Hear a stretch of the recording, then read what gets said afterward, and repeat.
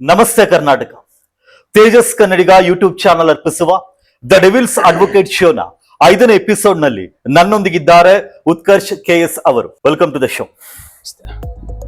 ಬೆಂಗಳೂರಿನ ಪ್ರತಿಷ್ಠಿತ ಕಾಲೇಜುಗಳಲ್ಲಿ ಒಂದಾದ ಜಿಕೆವಿಕೆ ಗಾಂಧಿ ಕೃಷಿ ವಿಜ್ಞಾನ ಕೇಂದ್ರ ಕೃಷಿ ವಿಶ್ವವಿದ್ಯಾಲಯದಲ್ಲಿ ಎಂಎಸ್ಸಿ ಕೃಷಿ ಪದವಿಯನ್ನ ಪಡೆದಿರುವಂತಹ ಉತ್ಕರ್ಷ್ ಕೆಎಸ್ ರವರು ತನ್ನ ವಿದ್ಯಾರ್ಥಿ ದಿನಗಳಲ್ಲೇ ಎಬಿವಿಪಿಯನ್ನ ಸೇರ್ತಾರೆ. ಹಲವಾರು ವಿದ್ಯಾರ್ಥಿ ಹಾಗೂ ರೈತ ಹೋರಾಟಗಳಲ್ಲಿ ಭಾಗವಹಿಸಿರುವ ಉತ್ಕರ್ಷ್ ಅವರು ಇಂದು ಭಾರತೀಯ ಜನತಾ ಪಕ್ಷದ ರಾಜ್ಯ ವಕ್ತಾರರಾಗಿ ಕಾರ್ಯನಿರ್ವಹಿಸುತ್ತಿದ್ದಾರೆ. ವಿದ್ಯಾರ್ಥಿಗಳು ಎದುರಿಸುತ್ತಿರುವಂತಹ ನಿರುದ್ಯೋಗ ಹಾಗೂ ನೀಟ್ ಪೇಪರ್ ಲೀಕ್ಗೆ ಸಂಬಂಧಪಟ್ಟಂತೆ ಉತ್ಕರ್ಷ್ ರೊಂದಿಗೆ ಮಾತಾಡ್ತಾ ಹೋಗೋಣ ಬನ್ನಿ.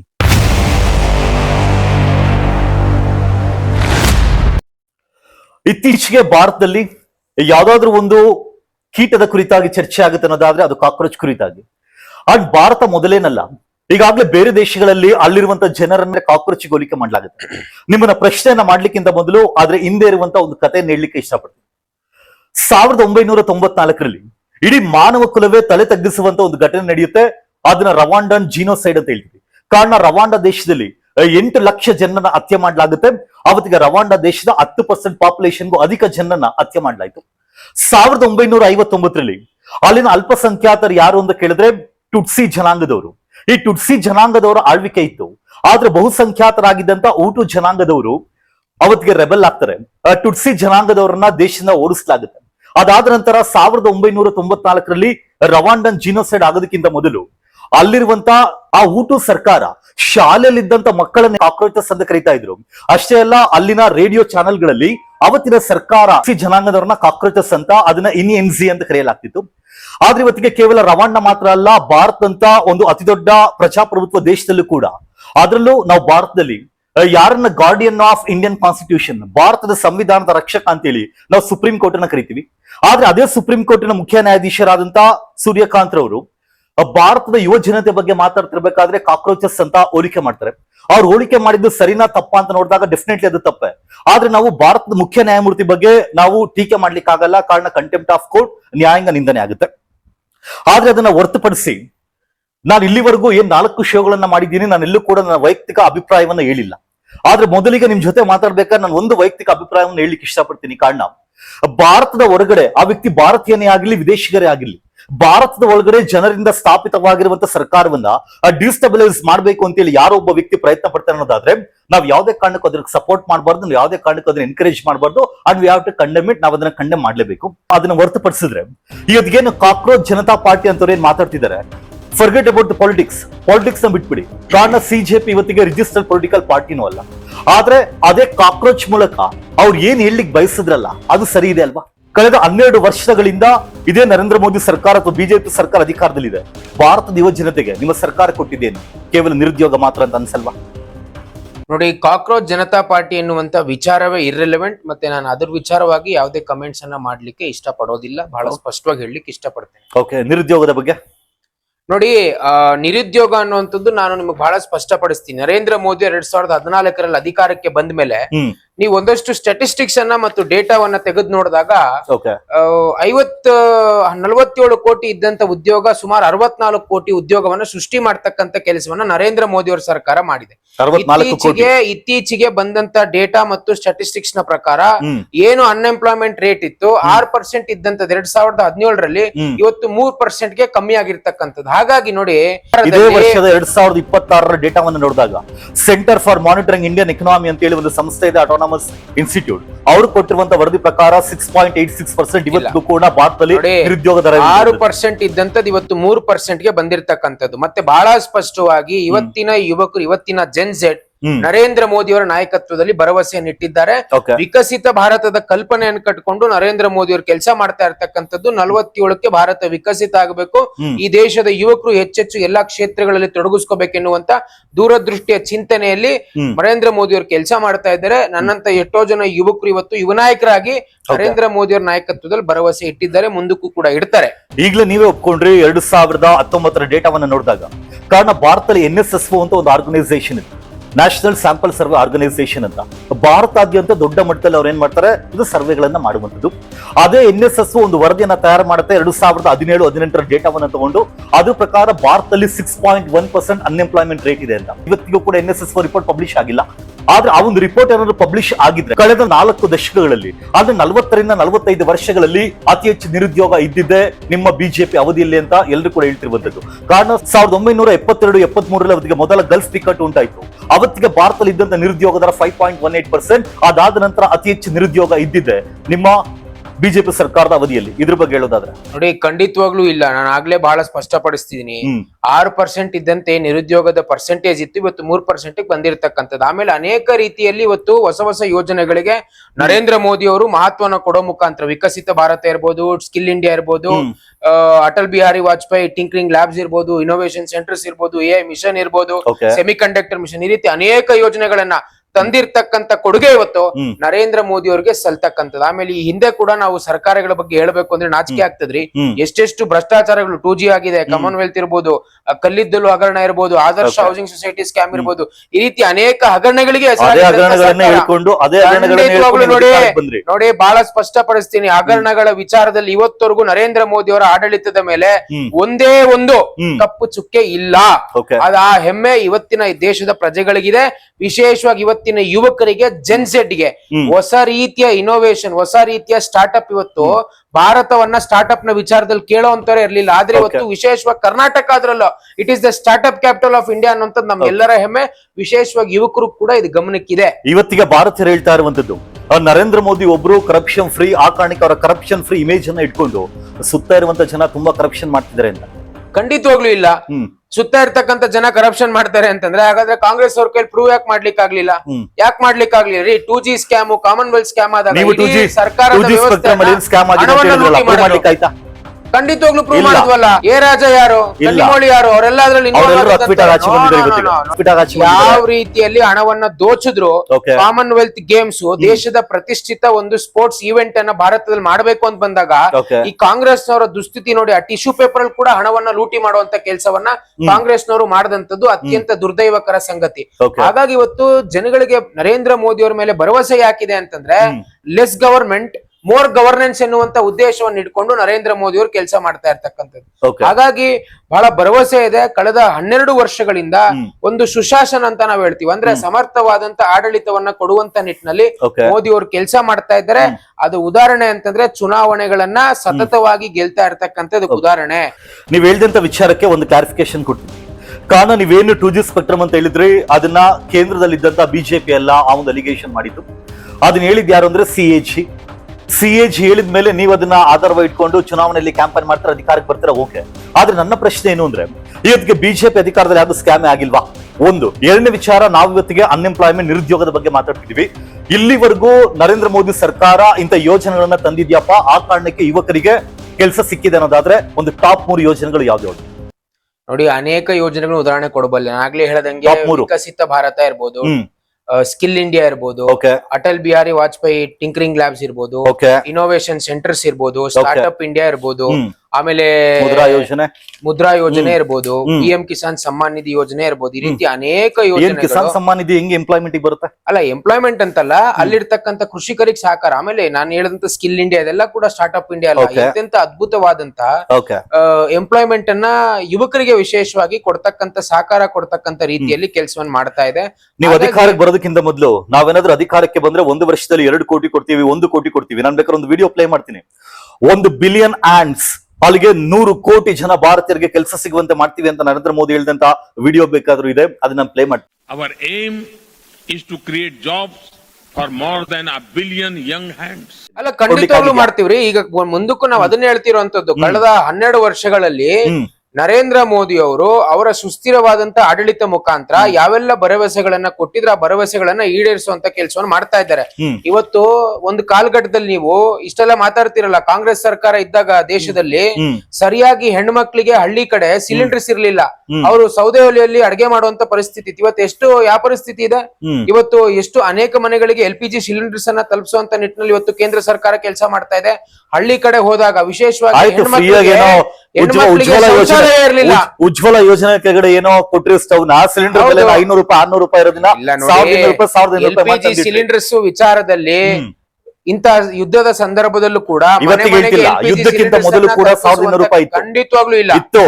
LPG ನೋಡಿ, ಇಂತ 950 ಸಂದಿಗ್ಧ ಸಾವಿರ ರೂಪಾಯಿ. ಪರಿಸ್ಥಿತಿಯಲ್ಲಿ ಕೂಡ ಪೆಟ್ರೋಲ್ ಮತ್ತೆ ಡೀಸೆಲ್ ನ ಬೆಲೆ ಏರಿಕೆ ಆಗ್ದಂಗ ಅಂತ ಸಂದಿಗ್ಧ ಪರಿಸ್ಥಿತಿಯಲ್ಲಿ ದೇಶದ ಪ್ರಜೆಗಳ ಮೇಲೆ ಯಾವುದೇ ಹೊರೆ ಆಗಬಾರ್ದು ಅನ್ನುವಂತ ಉದ್ದೇಶ ಇಟ್ಕೊಂಡು ನರೇಂದ್ರ ಮೋದಿ ಅವರು ಕೆಲಸವನ್ನು ಮಾಡ್ತಾ ಇದ್ದಾರೆ. Okay. ಹಾಗಾಗಿ ಸುಳ್ಳು ಪ್ರಚಾರ ಮಾಡ್ತಕ್ಕಂಥವ್ರು, ಮಾಹಿತಿ ಇಲ್ಲದೆ ಮಾತನಾಡ್ತಕ್ಕಂಥವ್ರು ನಾವು ಹೆಚ್ಚು ಜಾಸ್ತಿ ಹೇಳಕ್ ಆಗೋದಿಲ್ಲ. ಅದನ್ನ ಕಾಂಗ್ರೆಸ್ ಅವರು ಕೆಲವು ವ್ಯಕ್ತಿಗಳು ಮಾಡ್ತಾ ಇರ್ತಾರೆ ಸಮಾಜದಲ್ಲಿ. ಒಂದು 5 ರಾಜ್ಯಗಳ ಚುನಾವಣೆಯ ಫಲಿತಾಂಶ ಇತ್ತೀಚೆಗೆ ಪ್ರಕಟಗೊಳ್ಳುತ್ತೆ. ಹೌದು. ಆ 5 ರಾಜ್ಯಗಳ ಚುನಾವಣೆಯ ಫಲಿತಾಂಶ ಪ್ರಕಟಗೊಳ್ಳಿಕ್ಕಿಂತ ಮೊದಲು ಅವತ್ತಿಗೆ ಒಂದು ಬ್ಯಾರಲ್ ಕಚ್ಚಾ ತೈಲದ ಬೆಲೆ, ಕ್ರೂಡ್ ಪೆಟ್ರೋಲ್ ಬೆಲೆ $120 ಗಿಂತ ಜಾಸ್ತಿ ದಾಟಿತ್ತು. ಆದ್ರೆ ಅವತ್ತಿಗೆ ನೀವು ಬೆಲೆ ಏರಿಕೆ ಮಾಡಲಿಲ್ಲ. ಆದ್ರೆ 5 ರಾಜ್ಯಗಳ ಚುನಾವಣೆ ಮುಗಿದು ಫಲಿತಾಂಶ ಬಂದ ನಂತರ ಅಲ್ಲಿ ಎಲ್ಲೆಲ್ಲಿ ನೀವೆಲ್ಲ ಅಧಿಕಾರಕ್ಕೆ ಬಂದ್ರೆ ಅಲ್ಲೆಲ್ಲ ನಿಮ್ಮ ಮುಖ್ಯಮಂತ್ರಿಗಳ ಪದಗ್ರಹಣ ಆಗುತ್ತೆ. ಅದೆಲ್ಲ ಆದ ನಂತರ 5 ರೂಪಾಯಿ 6 ರೂಪಾಯಿ 10 ರೂಪಾಯಿ ಏರಿಸ್ತಾನೆ ಇದ್ದೀರಾ ನೋಡಿ. ಇಲ್ಲ, ಬೆಲೆ ಏರಿಕೆ ಅನ್ನುವಂಥದ್ದು ಚುನಾವಣೆಗಳನ್ನ ನೋಡ್ಕೊಂಡು ಮಾಡ್ತಕ್ಕಂಥದ್ದಲ್ಲ. ನಾವಿಲ್ಲಿ ಇಂಟರ್ನ್ಯಾಷನಲ್ ಅಫೇರ್ಸ್ ಬಗ್ಗೆ ಹೇಳ್ಬೇಕಾಗ್ತದೆ. ಇಂಟರ್ನ್ಯಾಷನಲ್ ಮಾರ್ಕೆಟ್ ಗಳ ಸ್ಥಿತಿಗತಿಗಳನ್ನ ನೋಡ್ಕೊಂಡು ದೇಶದ ಮೇಲೆ ಯಾವ ಸಂದರ್ಭದಲ್ಲಿ ಹೊರೆ ಬೀಳುತ್ತದೆ, ಯಾವೆಲ್ಲ ಅವತ್ತಿಗೆ $120 ಗಿಂತ ಜಾಸ್ತಿ ಇತ್ತು. ಅವತ್ತಿಗೆ 101 ರೂಪಾಯಿ ಚುನಾವಣೆಗಳನ್ನ ಈಗ $105 ಇರ್ಬೇಕಾದ್ರೆ ನೀವು ಹೆಂಗ್ 110 ರೂಪಾಯಿ ಚುನಾವಣೆಗಳನ್ನ ನೋಡ್ಕೊಂಡು ಬೆಲೆಯನ್ನ ಏರಿಕೆ ಮಾಡುವಂತ ಅವಶ್ಯಕತೆ ಅಥವಾ ಆ ದುರ್ಬುದ್ಧಿ ಭಾರತೀಯ ಜನತಾ ಪಾರ್ಟಿ ಸರ್ಕಾರಕ್ಕೆ ಇಲ್ಲ. ಬಹಳ ಸ್ಪಷ್ಟಪಡಿಸ್ತೀನಿ. Goes on inflation and deflation in the international markets. ನಮ್ಮ ದೇಶದ ತೈಲದ ಒಂದು ಕಂಟೈನರ್ಸ್ ಇರ್ಬೋದು, ನಮ್ಮ ಇರ್ತಕ್ಕಂಥ ಸ್ಟೋರೇಜ್ ಕೆಪಾಸಿಟಿ ಎಲ್ಲವನ್ನು ನೋಡ್ಕೊಂಡು ಇಂಟರ್ನ್ಯಾಷನಲ್ ಮಾರ್ಕೆಟ್ ಅಲ್ಲಿ ಆಗ್ತಕ್ಕಂಥ ಫ್ಲಕ್ಚುಯೇಷನ್ಸ್ ನೋಡ್ಕೊಂಡು ಡಿಸಿಷನ್ ಅನ್ನ ತಗೊಳ್ತಕ್ಕಂಥದ್ದು. ಬಹಳ ಸ್ಪಷ್ಟಪಡಿಸ್ತೀನಿ. ಯಾರೋ ಕಾಂಗ್ರೆಸ್ ಅವ್ರು ಚುನಾವಣೆ ಇಲ್ದಿದ್ದಾಗ ಮಾಡಿದ್ರು, ಇದ್ದಾಗ ಮಾಡ್ಲಿಲ್ಲ. ಇದ್ದಾಗ ಮಾಡ್ಬಿಟ್ಟಿದ್ರೆ ಚುನಾವಣೆ ಗೆಲ್ಲುವಂತ ಪರಿಸ್ಥಿತಿ ಕಾಂಗ್ರೆಸ್ ಇದೆಯಾ? ಇಡೀ ದೇಶದಲ್ಲಿ ಕಾಂಗ್ರೆಸ್ ಧೂಳಿಪಟ ಆಗಿದೆ. ಬಗ್ಗೆ ಹೆಚ್ಚು ಚರ್ಚೆ ಮಾಡುವಂತ ಅವಶ್ಯಕತೆ ಏನಿದೆ? ಎಂಪ್ಲಾಯ್ಮೆಂಟ್ ನ ವಿಚಾರ ಬಗ್ಗೆ ಮಾತಾಡ್ತಿದ್ವಿ. ನೀವೇ ಕೆಲವೊಂದು ಯೋಜನೆಗಳನ್ನ ಹೇಳಿದ್ರಿ, ಪ್ರಧಾನಮಂತ್ರಿ ಮುದ್ರಾ ಯೋಜನಾ ಅಂತ. ಈ ಪ್ರಧಾನಮಂತ್ರಿ ಮುದ್ರಾ ಯೋಜನೆ ಏನಿದೆ 2015ರಲ್ಲಿ ಇದನ್ನ ಲಾಂಚ್ ಮಾಡ್ತಾರೆ. ಶಿಶು, ಕಿಶೋರ, ತರುಣ ಪ್ಲಸ್ ಅಂತ ಹೇಳಿ 50,000ವರೆಗೂ, 50,000ದಿಂದ 5 ಲಕ್ಷ, 5 ಲಕ್ಷದಿಂದ 10 ಲಕ್ಷ, 10 ಲಕ್ಷದಿಂದ 20 ಲಕ್ಷದವರೆಗೂ ಕೂಡ ಇವತ್ತಿಗೆ ಏನ್ ಮಾಡ್ತಿದ್ರೆ ಸಾಲವನ್ನ ಕೊಡ್ತಿರುವಂತದ್ದು. ಇದು ಕೃಷಿ ವಲಯ ಕೊಡೋದಿಲ್ಲ, ಕಾರ್ಪೊರೇಟ್ ವಲಯ ಕೊಡೋದಿಲ್ಲ. ಅದೆಲ್ಲ ಫ್ಯಾಕ್ಟ್ಸ್ ಇರ್ಲಿ ಸೈಡ್ ಅಲ್ಲಿ. ಇವತ್ತಿಗೆ ನೀವೇನು ಪ್ರಧಾನಮಂತ್ರಿ ಮುದ್ರಾ ಯೋಜನಾ ಕೆಳಗಡೆ 40 ಲಕ್ಷ ಕೋಟಿ ಸಾಲವನ್ನ ಕೊಟ್ಟಿದ್ದೀರಾ. ಅದರಲ್ಲಿ 74% ಸಾಲ ಇರೋದು ಕೇವಲ ಯಾವ ಕ್ಯಾಟಗರಿ ಅಂತ ಹೇಳ್ತೀವಿ ಅಂದ್ರೆ ಶಿಶು ಕ್ಯಾಟಗರಿ. ಇವತ್ತಿಗೆ ಆನ್ ಆನ್ ಅವರೇಜ್ ಒಬ್ಬ ವ್ಯಕ್ತಿಗೆ ನೀವು ಕೊಟ್ಟಿರುವಂತ ಸಾಲ ಕೇವಲ 1,02,000 ಅಥವಾ 1,04,000. ಆ 1 ಲಕ್ಷದಲ್ಲಿ ಒಂದು ಉದ್ಯಮವನ್ನು ಪ್ರಾರಂಭ ಮಾಡ್ಲಿಕ್ಕೆ ಆಗುತ್ತೆ ಅಂತ ಅನ್ಸುತ್ತಾ? ನೋಡಿ, 1 ಲಕ್ಷದಲ್ಲಿ ಉದ್ಯಮ ಪ್ರಾರಂಭ ಮಾಡ್ಲಿಕ್ಕೆ ಅನ್ನುವಂಥವ್ರು ಅನೇಕ ರೀತಿಯ ಉದಾಹರಣೆಗಳು ಸಮಾಜದಲ್ಲಿ ನಾವು ನೋಡಿದೀವಿ. ಉತ್ತರ ಪ್ರದೇಶ ಇರ್ಬೋದು, ಮಧ್ಯಪ್ರದೇಶ ಇರ್ಬೋದು. ನೀವು ಪ್ರಧಾನ ಮಂತ್ರಿಯವರು ನಡೆಸ್ತಕ್ಕಂಥ ಮನ್ ಕಿ ಬಾತ್ ಅಲ್ಲಿ ಇದೇ ಮುದ್ರಾ ಯೋಜನೆಯ ಅಡಿಯಲ್ಲಿ ಸಾಲವನ್ನ ಅಲ್ಲ ಪಾಪ, ಈಗ ನೀವು ಕರ್ನಾಟಕದಲ್ಲಿ ನೋಡ್ತಾ ಇದೀವಲ್ಲ, ಇವ್ರು ಕೊಡೋ 2,000ದಿಂದ ನಾನು ಚಿನ್ನ ತಗೊಂಡೆ, ಗೋಲ್ಡ್ ತಗೊಂಡೆ, ಅದನ್ನ ಸಾಧ್ಯ ಅಂತ ಅಲ್ಲಲ್ಲ. 50,000, 1 ಲಕ್ಷ, 2 ಲಕ್ಷ ನಾವೇ 50,000, 1 ಲಕ್ಷ, 2 ಲಕ್ಷದಲ್ಲಿ ಸಣ್ಣ ಪುಟ್ಟ ವ್ಯಾಪಾರವನ್ನ ಮಾಡ್ಕೊಂಡು, ವ್ಯವಹಾರವನ್ನ ಮಾಡ್ಕೊಂಡು ಅದನ್ನ ದೊಡ್ಡ ಮಟ್ಟಕ್ಕೆ ತಗೊಂಡು ಹೋಗಿರ್ತಕ್ಕಂತ ಅನೇಕ ಉದಾಹರಣೆಗಳು ಇವತ್ತು ಸಮಾಜದಲ್ಲಿದೆ. ಮುದ್ರಾ ಯೋಜನೆ is one of the successful schemes of Narendra Modi government ಅನ್ನುವಂಥದ್ದು ಕೂಡ ನಮ್ಗೆ ಹೆಮ್ಮೆ. ಯಾರು ಕೂಡ ಈ ಕಲ್ಪನೆಯನ್ನ ಕಂಡಿರ್ಲಿಲ್ಲ. ವಿಶೇಷವಾಗಿ ದೇಶದಲ್ಲಿ ಇರ್ತಕ್ಕಂಥ ಹಿಂದುಳಿದ ಸಮುದಾಯಗಳು, ದಲಿತ ಸಮುದಾಯದ ವ್ಯಕ್ತಿಗಳನ್ನ ಆರಿಸಿ ಅವ್ರಿಗೆ ಅವಕಾಶವನ್ನ ಮಾಡ್ಕೊಡ್ಬೇಕು. ಒಂದು ಸ್ವಂತ ವ್ಯಾಪಾರವನ್ನ ಮಾಡೋ ಮುಖಾಂತರ ವಿಕಸಿತ ಭಾರತ, ಸ್ವದೇಶಿಯ ಚಿಂತನೆ ಅವರಲ್ಲಿ ಬರ್ಬೇಕು ಎನ್ನುವಂತ ಉದ್ದೇಶ ಇಟ್ಕೊಂಡು ನರೇಂದ್ರ ಮೋದಿ ಮಾಡ್ತಾ ಇದ್ದಾರೆ.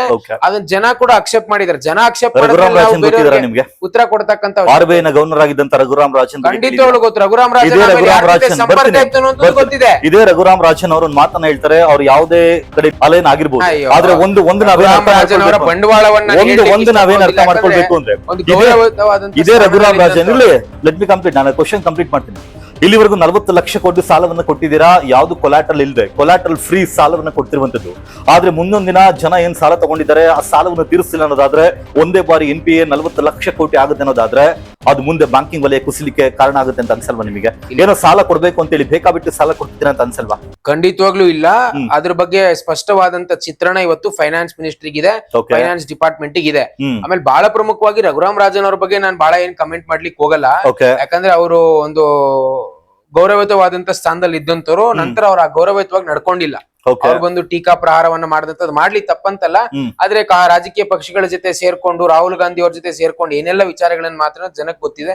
ಹಾಗಾಗಿ ನಾನು ಅವ್ರ ಬಗ್ಗೆ ಹೆಚ್ಚು ಮಾತಾಡ್ಲಿಕ್ಕೆ ಹೋಗೋದಿಲ್ಲ. ಇನ್ನು 2ನೇ ಸ್ಕೀಮ್ ನೀವ್ ಹೇಳಿದ್ರಿ, ತುಂಬಾ ಸಕ್ಸಸ್ಫುಲ್ ಸ್ಕೀಮ್ ಯಾವ್ದು ಅಂದ್ರೆ ಪ್ರಧಾನ ಮಂತ್ರಿ ಕೌಶಲ್ ವಿಕಾಸ್ ಯೋಜನೆ ಅಂತ. ನಿಜವಾಗ್ಲೂ ಸಕ್ಸಸ್ಫುಲ್ ಅದು? ಖಂಡಿತವಾಗ್ಲು ಅದು ಕೂಡ. ಮತ್ತೆ ವಿಶೇಷವಾಗಿ ವಿಶ್ವಕರ್ಮ ಯೋಜನೆ. ಇತ್ತೀಚೆಗೆ CAG ಒಂದು ರಿಪೋರ್ಟ್ ಅನ್ನ ಪಬ್ಲಿಷ್ ಮಾಡ್ತಾರೆ, ಓದಿದ್ರೆ ಅದ್ರ ಬಗ್ಗೆ? ಹೇಳಿ. ಸಿಎಜಿ ರಿಪೋರ್ಟ್ ಪ್ರಕಾರ ಇದೇ ಪ್ರಧಾನ ಮಂತ್ರಿ ಕೌಶಲ್ ವಿಕಾಸ್ ಯೋಜನೆ 2015 ಲಾಂಚ್ ಆಗುತ್ತೆ. ಇಲ್ಲಿವರೆಗೂ ಇವತ್ತಿಗೆ 4th ವರ್ಷನ್ ಇರುವಂತದ್ದು. 2015ರಿಂದ 16 ಫಸ್ಟ್ ವರ್ಷನ್, 16ರಿಂದ 20-21 ಸೆಕೆಂಡ್ ವರ್ಷನ್, 21-22 ಒಂದು ವರ್ಷಕ್ಕೆ ಥರ್ಡ್ ವರ್ಷನ್. ಅಲ್ಲಿ ಇಲ್ಲಿವರೆಗೂ ಈ ಒಂದು ಪ್ರಧಾನ ಮಂತ್ರಿ ಕೌಶಲ್ ವಿಕಾಸ್ ಯೋಜನೆ ಕೆಳಗಡೆ 3 ಫೇಸ್ ಅಲ್ಲಿ ಔಟ್ಲೇ ಎಷ್ಟು ಬಜೆಟ್ ಅಲ್ಲಿ ನೀವು ಹೇಳಿದ್ದು ಅಂತ ಕೇಳಿದ್ರೆ 14,450 ಕೋಟಿ, ರಿಲೀಸ್ ಆಗಿರುವಂತದ್ದು 10,194 ಕೋಟಿ, ಆದ್ರೆ ಯುಟಿಲೈಸ್ ಆಗಿರುವಂತದ್ದು 9,261 ಕೋಟಿ. ನಿಮ್ಮ ಗೋಲ್ ಇದ್ದಿದ್ದು 1,32 ಲಕ್ಷ ಜನರಿಗೆ ನೀವು ಸ್ಕಿಲ್ಲಿಂಗ್ ಅನ್ನ ಮಾಡಬೇಕು, ಅಪ್ ಸ್ಕಿಲ್ಲಿಂಗ್ ಅನ್ನ ಮಾಡಬೇಕು, ಅಥವಾ ಏನು ರೀಸ್ಕಿಲ್ಲಿಂಗ್ ಅನ್ನ ಮಾಡಬೇಕು, ಅವರಿಗೆಲ್ಲ ಸರ್ಟಿಫಿಕೇಟ್ ಕೊಡಬೇಕು, ಸರ್ಟಿಫೈ ಮಾಡಬೇಕು ಅಂತ. ಆದ್ರದ್ದು 1,10,00,000 ಜನಕ್ಕಾಗಿದೆ. ಅದು ವೆಲ್ ಅಂಡ್ ಗುಡ್. ನೀವು ಅನ್ಕೊಂಡಿರೋದಕ್ಕಿಂತ ಏನು ಟಾರ್ಗೆಟ್ ರೀಚ್ ಆಗಿದ್ರೆ ಅಂತ ಅನ್ಕೊಂಡು. ಆದ್ರೆ ಇತ್ತೀಚೆಗೆ ಸಿಎಜಿ ವರದಿನ ಕೊಡ್ತಾರೆ. ಕಾಂಗ್ರೆಸ್ಸಿಗರೆಲ್ಲ ಅದ್ರ ಬಗ್ಗೆ ಮಾತಾಡಿದ್ದು. ನಿಮ್ಮದೇ ಪಕ್ಷದ ಆಡಳಿತ ಇರಬೇಕಾದ್ರೆ ನಿಮ್ಮವರಿಂದನೇ ಆಯ್ಕೆ ಆದಂತ ಇದೇ ಸಿಎಜಿ ಒಂದು ರಿಪೋರ್ಟ್ ಅನ್ನ ಕೊಡ್ತಾರೆ. ಆ ರಿಪೋರ್ಟ್ ಅಲ್ಲಿ ಸಿಎಜಿ ಏನಂತ ಹೇಳ್ತಾರೆ ಅಂದ್ರೆ 94.5% ಜನ ಏನು ಬೆನಿಫಿಷಿಯರ್ ಇದಾರಲ್ಲ ಅವರ ಅಕೌಂಟ್ಗಳೆಲ್ಲ ಬೋಗಸ್ ಅಕೌಂಟ್ಗಳು. ಆ ಅಕೌಂಟ್ ನಂಬರ್ ನೋಡಿದಾಗ 11111111 ಲೆಟ್ ಮಿ ಕಂಪ್ಲೀಟ್ 1 2 3 4 5 6 7 8 9 10 ಈ ತರ ಅಕೌಂಟ್ ನಂಬರ್ಗಳನ್ನ ಇಟ್ಕೊಂಡಿದ್ದಾರೆ. ಒಂದು. ಇನ್ನು ಎರಡನೇ ವಿಚಾರ, 96% ಮೊಬೈಲ್ ನಂಬರ್ಗಳು ಏನ್ ಲಿಂಕ್ ಮಾಡಿದಾರಲ್ಲ ಅದೆಲ್ಲ ಫೇಕ್ ಮೊಬೈಲ್ ನಂಬರ್ಗಳು. ನಿಮ್ಮದೇ ಸಿಎಚಿ ಒಂದ್ 2 ದಿನ ಕಳೆದ ನಂತರ ಅವ್ರಿಗೆ ಇಮೇಲ್ ಮಾಡ್ತಾರೆ. ಅವ್ರು ಕೊಟ್ಟಿರುವಂತ ಇಮೇಲ್ಗಳಿಗೆ 36% ಇಮೇಲ್ಗಳು ಏನ್ ಮೆಸೇಜ್ ಮಾಡಿದಾರಲ್ಲ ಅದು ವಾಪಸ್ ಬೌನ್ಸ್ ಬ್ಯಾಕ್ ಆಗುತ್ತೆ. ಅಲ್ಲಿಗಿಂತ ಫೇಕ್ ಇರೋರ್ಗೆ ಅಕೌಂಟ್ ಏನೋ ದುಡ್ಡನ್ನ ಹಾಕ್ತಿದ್ದೀರಾ, ಅಲ್ಲಿಗೆ ಇದನ್ನ ನೀವು ಇನ್ನೊಂದು ಸ್ಕ್ಯಾಮ್ ರೀತಿಯಲ್ಲಿ ನೋಡ್ಲಿಕ್ಕೆ ಆಗಲ್ವಾ? ಖಂಡಿತವಾಗ್ಲೂ ಇಲ್ಲ. PM ಮುದ್ರಾ ಅಭಿವೃದ್ಧಿ ಯೋಜನೆ ಇರಬಹುದು, ಮತ್ತೆ ವಿಶ್ವಕರ್ಮ ಯೋಜನೆಗಳು, ಅನೇಕ ರೀತಿಯ ಯೋಜನೆಗಳು ಜನಪರವಾಗಿ ಕೆಲಸ ಮಾಡ್ತಾ ಇದ್ದಾವೆ. ಅನೇಕ SC ST ಸಮುದಾಯಕ್ಕೆ ಸೇರಿದಂತ ವ್ಯಕ್ತಿಗಳಿಗೆ ಹೊಸ ಆಂಟರ್ಪ್ರಿನರ್ಸ್ ಅನ್ನ ಸಮಾಜದಲ್ಲಿ ನಾವು ಉತ್ತೇಜನ ಕೊಡಬೇಕು, ಅವರಿಗೊಂದು ಸಹಕಾರವನ್ನ ಕೊಡ್ಬೇಕು ಎನ್ನುವಂತ ನಿಟ್ಟಿನಲ್ಲಿ ಕೌಶಲ್ಯ ಅಭಿವೃದ್ಧಿಯನ್ನು ವಿಶೇಷವಾಗಿ ವಿದ್ಯಾರ್ಥಿ ಸಮುದಾಯಕ್ಕೆ ಸಹಕಾರವನ್ನ ಕೊಡುವಂತ ನಿಟ್ಟಿನಲ್ಲಿ ಸರ್ಕಾರ ಕೈ ಜೋಡಿಸಬೇಕೆನ್ನುವಂತ ಉದ್ದೇಶ ಇಟ್ಕೊಂಡು ತಂದಿರತಕ್ಕಂತ ಯೋಜನೆ. ಇದರಲ್ಲಿ ಯಾವುದೇ ರೀತಿಯ ಲೋಪದೋಷ ಹುಡುಕ್ತಕ್ಕಂತ ಅವಶ್ಯಕತೆ ಇಲ್ಲ. ಯಾಕಂದ್ರೆ ಇದು ಆಲ್ರೆಡಿ ಜನಪರವಾಗಿರ್ತಕ್ಕಂತ ಯೋಜನೆ. ಅದೇ ರೀತಿಯಲ್ಲಿ ಕೆಲಸ ಮಾಡ್ತೀರಾ ನೋಡಿ. ರಿಪೋರ್ಟ್ಸ್ ಬಗ್ಗೆ ನಾನು ಮಾತಾಡ್ಲಿಕ್ಕೆ ಹೋಗೋದಿಲ್ಲ. ನಾನು ಆಗಾಗ್ಲೇ ಹೇಳಿದೀನಿ, ಎಂಪ್ಲಾಯ್ಮೆಂಟ್ ಇದ್ದಂತ ಪರ್ಸೆಂಟೇಜ್ ಎಷ್ಟಿತ್ತು, 17 ಕೋಟಿ ಎಂಪ್ಲಾಯ್ಮೆಂಟ್ ಅನ್ನ 17 ಕೋಟಿ ಜನರಿಗೆ ನಾವು ಉದ್ಯೋಗವನ್ನ ಕೊಡುವಂತ ಕೆಲಸ ಮಾಡಿದೀವಿ. ಇಟ್ ಮೀನ್ಸ್ 36% ರೈಸ್ ಆಗಿರ್ತಕ್ಕಂಥದ್ದು 14ರಿಂದ 50ವರೆಗೂ. ಹಾಗಾಗಿ ಬಹಳ ಸ್ಪಷ್ಟವಾಗಿ ನಾನು ಹೇಳ್ತಕ್ಕಂಥದ್ದು ಏನು ಅಂತಂದ್ರೆ, ಟೀಕೆ ಮಾಡ್ತಕ್ಕಂಥವ್ರಿಗೆಲ್ಲ ಪದೇ ಪದೇ ಉತ್ತರ ಕೊಡ್ತಕ್ಕಂತ ಅವಶ್ಯಕತೆ ಇಲ್ಲ. ಪ್ರಜಾಪ್ರಭುತ್ವದಲ್ಲಿ ಜನ ಉತ್ತರ ಕೊಡ್ತಾರೆ. ನಿಮ್ಮ ಪ್ರಧಾನಮಂತ್ರಿ ಒಬ್ರು ಮೀಡಿಯಾದವರಿಂದ ತಪ್ಪಿಸ್ಕೊಂಡು ಓಡಾಡ್ತಾರೆ ಅನ್ನೋದಾದ್ರೆ ಖಂಡಿತವಾಗ್ಲೂ ಇಲ್ಲ ರೀ. ಪ್ರಧಾನಮಂತ್ರಿ ತಪ್ಪಿಸ್ಕೊಂಡು ಓಡಾಡ್ತಕ್ಕಂತ ಅವಶ್ಯಕತೆ ಏನಿದೆ? ಯಾಕೆ ಓಡಾಡ್ಬೇಕು? ಬಹಳ ಸ್ಪಷ್ಟವಾಗಿ ಮನ್ ಕಿ ಬಾತ್ ಇದೆ ನೋಡಿ. ಪ್ರಧಾನ ಮಂತ್ರಿಗಳು ಎಲ್ಲಾ ಮಾಧ್ಯಮದವ್ರನ್ನ ಉದ್ದೇಶಿಸಿ ಮಾತನಾಡ್ಬೇಕು ಅನ್ನೋಂಥದ್ದು ರೂಲ್ ಏನಿಲ್ಲ. ಯಾವ್ಯಾವ ಸಂದರ್ಭಕ್ಕೆ ಯಾವ್ಯಾವ ವಿಚಾರಗಳನ್ನ ಜನರಿಗೆ ಏನ್ ಕಮ್ಯುನಿಕೇಶನ್ ಮಾಡ್ಬೇಕು, ಜನರಿಗೆ ಕಮ್ಯುನಿಕೇಟ್ ಮಾಡ್ತಾರೆ ಅಷ್ಟೇ ಅಲ್ವಾ? ಹಾಗಂತ ನಾವು ಮಾಧ್ಯಮದವ್ರಿಗೂ ಏನು ಮೀಡಿಯಾ ಬೈಟೆ ಕೊಡೋದಿಲ್ಲ, ಮತ್ತೊಂದು ಕೊಡೋದಿಲ್ಲ ಅಂತಂದ್ರೆ ಅದು ಪ್ರತಿಯೊಬ್ಬ ಪ್ರಧಾನ ಮಂತ್ರಿಗಳಿಗೆ ಅವ್ರದೇ ಆದಂತ ವೇ ಆಫ್ ಫಂಕ್ಷನಿಂಗ್ ಇರ್ತದೆ. ಹಾಗಾಗಿ ಅದನ್ನ ತಪ್ಪು ಅಂತ ನಾವ್ ಹೇಳಕ್ ಆಗೋದಿಲ್ಲ. ಈ ಹಿಂದೆ ಅವರು ಗುಜರಾತ್ ನ CM ಆಗಿದ್ದಾಗ ಅನೇಕ ರೀತಿಯ ಡಿಬೇಟ್ಸ್ ಮತ್ತೆ ಇಂಟರ್ವ್ಯೂಸ್ ಅನ್ನ ಮಾಡಿದ್ದಾರೆ. ಅಲ್ಲಿ ಬಂದಂತ ಕೆಲವು ಇಂಟರ್ವ್ಯೂಗಳು ಎಲ್ಲ ಕೆಲವು ಎಡಬಿಡಿಂಗೆಗಳ ರೀತಿ ಆಡದಂತದ್ದು ಕೂಡ ನೋಡಿದೀವಿ. ಒಂದು BBC ಇಂಟರ್ವ್ಯೂಗೆ ಅವ್ರು ಯಾರೋ ಫಾರಿನ್ ಇಂಟರ್ವ್ಯೂರ್ ಬಂದಂತ ಲೇಡಿ ಯಾವ ರೀತಿ ಸುಳ್ಳು ವಿಚಾರಗಳನ್ನ ಪ್ರಸ್ತಾಪ ಮಾಡದಂತೂ, ಎಡಬಿಡಂಗಿ ರೀತಿಯಲ್ಲಿ ಆಡದಂತದ್ದು ಇದೆಲ್ಲವೂ ಜನ ನೋಡಿದ್ದಾರೆ. ಸೊ ಹಾಗಾಗಿ ಪ್ರಧಾನ ಮಂತ್ರಿಗಳು ಅವ್ರದೇ ಆದಂತ ಒಂದು way of handling the media ಇದೆ, ಅವ್ರು ಮಾಡ್ತಾ ಇದಾರೆ. ಅಟ್ಯಾಕ್ ಆದ ನಂತರ ಅದನ್ನ ರಿಟಾಲಿಯೇಟ್ ಮಾಡ್ಲಾಗುತ್ತೆ, ಅಂದ್ರೆ ಭಾರತದ ಸೈನ್ಯ ರಿಟಾಲಿಯೇಟ್ ಮಾಡ್ತಾರೆ. ಆದ್ರೆ ಹೊತ್ತಿಗೆ ಇದೇ ನರೇಂದ್ರ ಮೋದಿ ಒಂದು ಸ್ಟೇಟ್ಮೆಂಟ್ ಅನ್ನ ಕೊಡ್ತಾರೆ. क्या लगेगा मुझे मालूम नहीं. एक पल हमारे मन में आया, इस वेदर में हम क्या करेंगे, क्लाउड है, जा पाएंगे नहीं जाएंगे. तो बाय एंड लार्ज ओपिनियन ही आया एक्सपर्ट्स का कि साहब डेट बदल दे तो क्या. मेरे मन में 2 विषय है. मैंने कहा एक सीक्रेसी, अभी तक तो सीक्रेट रहा है, लेकिन अगर सीक्रेसी में कुछ लूजनेस आई तो फिर तो हम कर ही नहीं सकते, करना ही नहीं चाहिए. दूसरा मैंने कहा मैं आई एम नॉट पर्सन की जो इन सारे विज्ञान को जानता हूं, लेकिन मैंने कहा इतने क्लाउड है, बारिश हो रही है, तो एक बेनिफिट है कि हम राडार से बच सकते हैं. मैंने कहा मेरा रॉ मीडियम है, देखिए क्लाउड बेनिफिट भी कर सकता है. तो सब उलझन में थे, क्या करें. देन अल्टीमेटली मैंने कहा ठीक है, क्लाउड है, जाइए, चल पड़े. ರೆಡಾರ್ ಟೆಕ್ನಾಲಜಿಗೂ ಮೂಡಕ್ಕೂ ಸಂಬಂಧನೇ ಇಲ್ಲ. ಅದು ಕೊಟ್ಟಂತ ಸ್ಟೇಟ್ಮೆಂಟ್ ಪುಲ್ವಾಮಾ ವಿಚಾರದಲ್ಲಿ ದೇಶದ ಭದ್ರತೆ ವಿಚಾರ ಅಂತ ಭದ್ರತೆ ವಿಚಾರ ನಾನು ಒಪ್ಕೊಳ್ತೀನಿ. ಯಾವುದೇ ಕಾರಣಕ್ಕೂ ಮುಲಾಜಿಲ್ದೆ ಒಂದು ಅಲ್ಲ ಈ ಸ್ಟೇಟ್ಮೆಂಟ್ ಎಡಬಿಡಿಂಗಿ ಸ್ಟೇಟ್ಮೆಂಟ್ ಅಂತ ಅನಿಸ್ತು. ಯಾವ್ದು ಎಡಬಿಡಂಗಿ ಸ್ಟೇಟ್ಮೆಂಟ್, ಏನಕ್ಕೆ ಎಡಬಿಡಂಗಿ ಸ್ಟೇಟ್ಮೆಂಟ್? ಕ್ಲೌಡ್ ಮೋಡಗಳಿಗೂ ರೆಡಾರ್ ಟೆಕ್ನಾಲಜಿಗೂ ಸಂಬಂಧ ನೋಡಿ, ಇಲ್ಲ. ರೇಡಾರ್ ಇಡ್ಬೋದು. ಮತ್ತೊಂದು ಬಹಳ ಸ್ಪಷ್ಟವಾಗಿ ಅರ್ಥ ಮಾಡ್ಕೊಳ್ಳಿ, ದೇಶದ ಭದ್ರತೆ ವಿಚಾರ ಬಂದಾಗ ರಾಜಿ ಆಗದೆ ಇರ್ತಕ್ಕಂಥ ಯಾವ್ದಾದ್ರು ಸರ್ಕಾರ ಇದ್ರೆ ಅದು ಮೋದಿ ಸರ್ಕಾರ ಮಾತ್ರ. ಆಮೇಲೆ ಇವತ್ತು ಬಹಳ ಸ್ಪಷ್ಟವಾಗಿ ಒಂದು ಕಾಲ್ಗಡದಲ್ಲಿ ನಿಮ್ಗೆ ಗೊತ್ತಿರ್ಲಿ, ಆರ್ಮಿ ಆಫೀಸರ್ಸ್ಗೆ ಕಂಪ್ಲೀಟ್ ಸಪೋರ್ಟ್ ಅನ್ನೇ ಕೊಟ್ಟಿರ್ಲಿಲ್ಲ. ಇನ್ಚಾರ್ಜ್ ಕೊಟ್ಟಿರ್ ಜವಾಹರ್ಲಾಲ್ ನೆಹರು, ಇಂದಿರಾ ಗಾಂಧಿ ಇದ್ದಾಗ.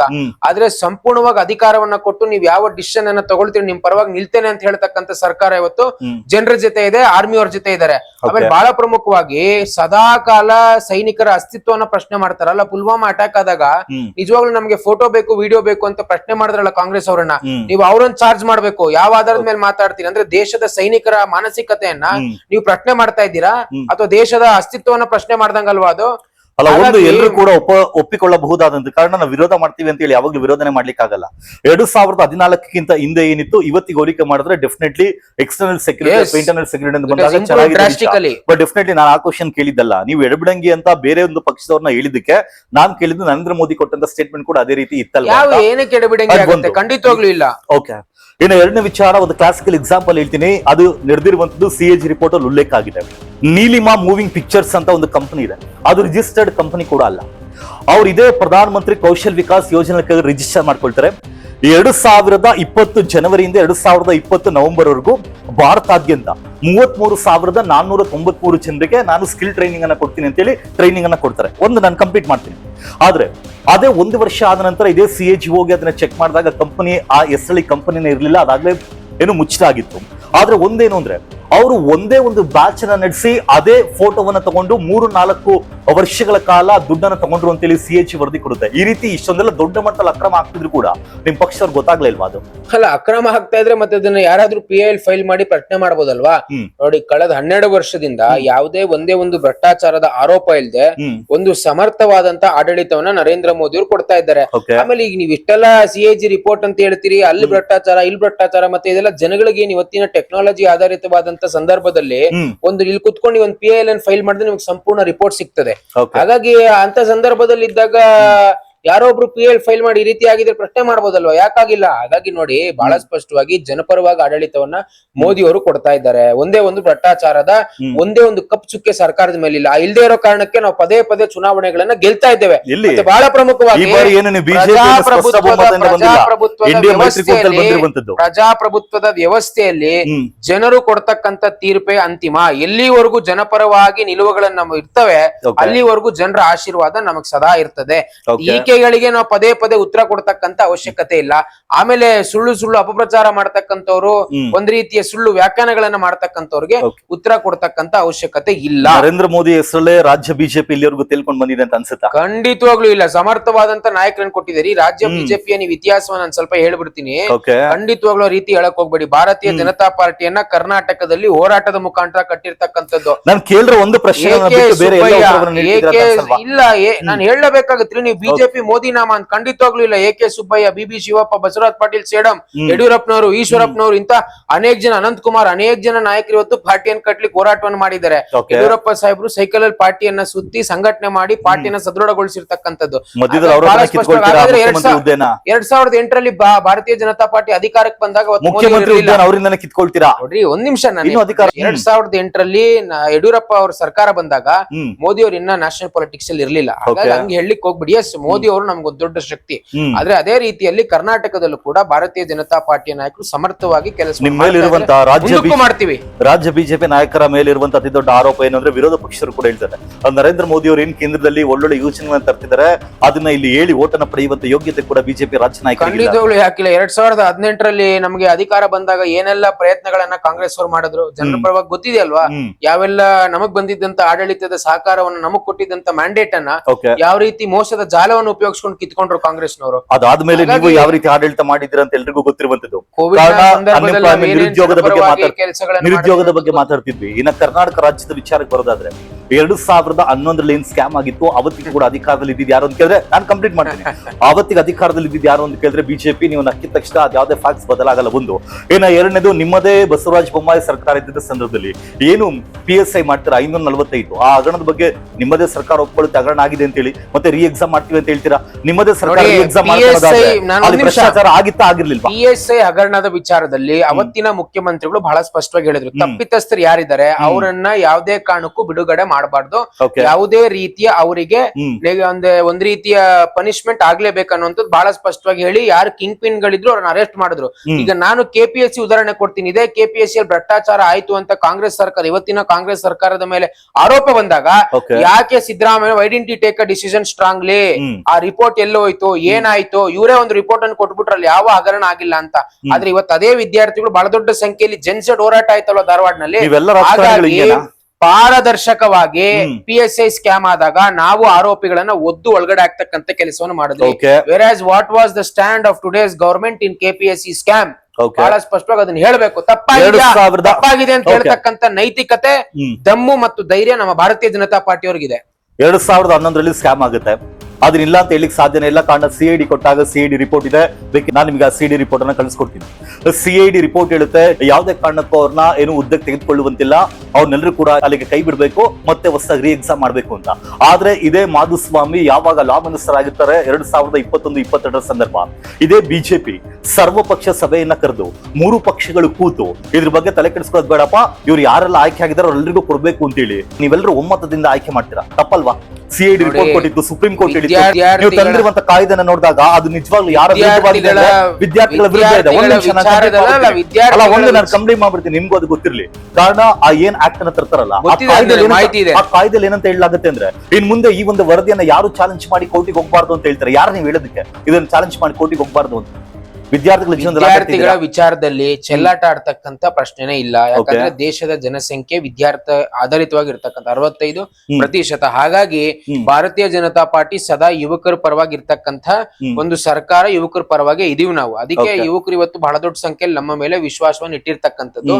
ಯಾವುದೇ ಸ್ಕ್ಯಾಮ್ ಗಳಾಗಿದ್ರು ಕೂಡ ಅದ್ರಲ್ಲಿ ರಾಜಿ ಅನ್ನುವಂಥದ್ದು ಇಲ್ಲ. ತಪ್ಪಿತಸ್ಥರು ಯಾರೇ ಆದ್ರೂ ಕೂಡ ಕ್ರಮವನ್ನ ಜರುಗಿಸಬೇಕನ್ನುವಂಥದ್ದು ನಮ್ಮ ಅವತ್ತಿನ ಸರ್ಕಾರದ ನಿಲುವು. ಇವತ್ತು 2019 ನಾವು ಆಡಳಿತ ನಡೆಸಿದ ಸಂದರ್ಭದಲ್ಲಿ ಕೂಡ ಇದ್ದಂತ ನಿಲುವು. ಹಾಗಾಗಿ ಅದ್ರಲ್ಲಿ ಯಾವುದೇ ರಾಜಿ ಇಲ್ಲ. ತಪ್ಪಿತಸ್ಥರು ಯಾರಿದ್ದಾರೆ ಅವ್ರಿಗೆ ಕಠಿಣ ಶಿಕ್ಷೆ ಆಗಬೇಕು, ಆಗ್ತದೆ. ಅದನ್ನ ಮಾಡಿದೀವಿ PSI ವಿಚಾರದಲ್ಲಿ ನಾವು ಅನ್ನೋಂಥದ್ದು ಹೆಮ್ಮೆ ನಮಗಿದೆ. ಭಾರತದ ಯುವ ಜನತೆಯ ಅಸಹನೆ ಕಾಕ್ರೋಚ್ ಮೂಲಕ ಆಚೆ ಬಂದಿದೆ ಅಂತ ನಿಮ್ಗೆ ಅನ್ಸಲ್ವಾ? ನಿಮ್ಮ ಪಕ್ಷಕ್ಕೆ ಏನು ಥ್ರೆಟ್ ಅಂತ ಅನ್ಸಲ್ವಾ? ನೋಡಿ, ನಾನು ಕಾಕ್ರೋಚ್ ಜನತಾ ಪಾರ್ಟಿಯ ವಿಚಾರವೇ ಇರ್ರೆಲೆವೆಂಟ್. ನಾನು ಅದಕ್ಕೆ ಕಮೆಂಟ್ಸ್ ಅನ್ನು ಮಾಡ್ಲಿಕ್ಕೆ ಹೋಗೋದಿಲ್ಲ. ಬಹಳ ಸ್ಪಷ್ಟ ಇದೆ ನಮ್ಮ